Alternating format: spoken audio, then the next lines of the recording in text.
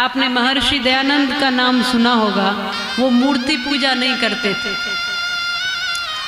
मूर्ति के सामने नहीं झुकते थे, मूर्ति पूजा नहीं करते थे। लेकिन 5 वर्ष की कोई कन्या होती थी ना, बेटी होती थी, उसको प्रणाम कर लेते थे, उसके सामने झुक जाते थे। तो लोग कहते थे कि तुम तो भगवान को मानते नहीं, तुम तो झुकते ही नहीं किसी के सामने, तो बेटियों के सामने, इस 5 साल की छोटी सी कन्या के सामने क्यों झुकते हो? वो कहते थे कि तुम्हें इस कन्या में छोटी सी कोई बेटी नजर आ रही होगी, पर मुझे तो जगत जननी जगदम्बा नजर आ रही है, भगवती नजर आ रही है, जगत की जननी नजर आ रही है। प्रत्येक उस छोटी बेटी में भी वही देवी छुपी हुई होती है। इसलिए पाप मत करो। यदि कहीं भूल से भी किसी ने ऐसा किया हो तो भगवती के मंदिर के सामने बैठे हो, कान पकड़ करके प्रायश्चित करना, माँ मुझे क्षमा करना, और कभी आगे से कोई ऐसी भूल मत करना। गर्भ में बेटी है या बेटा है, कोई भी भ्रूण है, भ्रूण हत्या सबसे बड़ा पाप है। फिर उस पाप का प्रायश्चित, फिर उस पाप का परिणाम किसी न किसी रूप में मिलता है। भूल तो आप करते हो ना, उस बालक की तो भूल नहीं है ना जो आपके गर्भ में, उसकी तो कोई गलती नहीं है, गलती तो आप करते हो, और अपनी गलती का परिणाम उस बालक को मृत्यु दे देते हो। आप कंस से भी ज्यादा बड़े पापी हो गए। उसको कंस ने तो पैदा होने दिया था कम से कम, आप तो पैदा होने का भी अधिकार छीन लेते हो।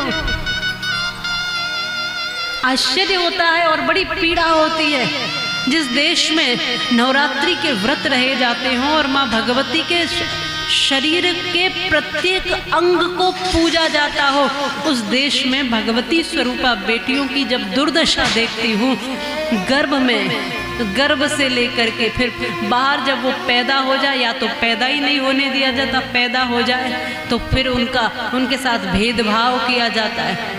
पढ़ाई में भेदभाव, रहन सहन में, खान पान में, कितनी जगह उनके साथ भेदभाव किया जाता है। जब थोड़ी सी बड़ी होने लगती हैं तो दूसरों की गलत नजरों का सामना करती है। कष्ट होता है कि देवी के देश में और देवियां ही दुखी हों, देवियां ही जन्म लेने को तरसती हो। ये कैसी भक्ति है हमारी? जिन माता अनुसुईया ने उपदेश दिया पतिव्रत धर्म का, मैं कई बार कहती हूँ, उन्होंने कहा था एक ही धर्म एक व्रत नेमा, काय वचन मन पति प्रद प्रेमा। तमाम पतिव्रत व्रत धर्म को धारण करने के नियम बताए, और वो अनुसुईया जिन्होंने पतिव्रता का उपदेश दिया, आप चिंतन करिए कि उनकी माता ने सोचा होता कि बेटी नहीं चाहिए तो आज रामायण में से यह स्थान खाली रह जाता। कौन पतिव्रत धर्म का उपदेश देता बोलो? कितनी कितनी विदुषियां हुई, गार्गी, अपाला, घोषा, मैत्री, पद्मिनी इत्यादि कैसी कैसी देवियां हुई, उन सब की माता ने सोच लिया होता तो इतिहास में कहाँ उनका नाम।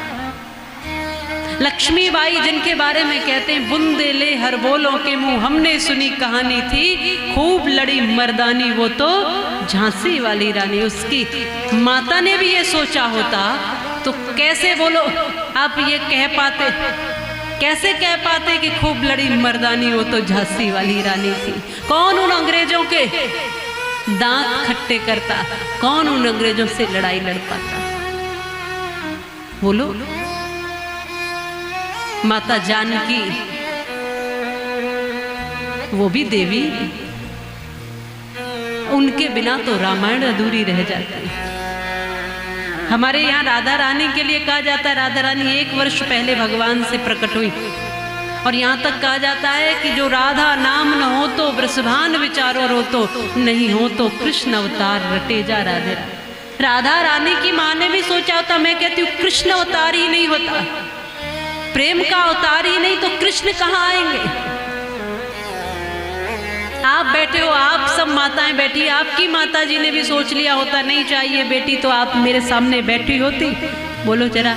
और मैं भी आपके सामने बैठी हूँ, मेरी माता जी ने भी सोच लिया होता कि बेटी नहीं चाहिए तो आज आपके सामने मैं भी प्रवचन नहीं कर रही होती, मैं भी कथा नहीं कर रही होती। बेटियां कुछ भी कर सकती, किसी भी दिशा में आगे बढ़ सकती हैं। एक अवसर दीजिए, बेटियों को कुछ नहीं चाहिए, एक अवसर चाहिए बस। इसलिए जितने भर भी यहाँ उपस्थित भक्त कथा सुन रहे हैं और जो भी चैनल से कथा को सुन रहे हैं, आप सबको यही हाथ जोड़ के निवेदन है, कृष्ण कथा तभी अच्छी लगेगी जब राधा स्वरूपा बेटियां यहाँ पर जीवन मुस्कुराते हुए जी पाएंगे।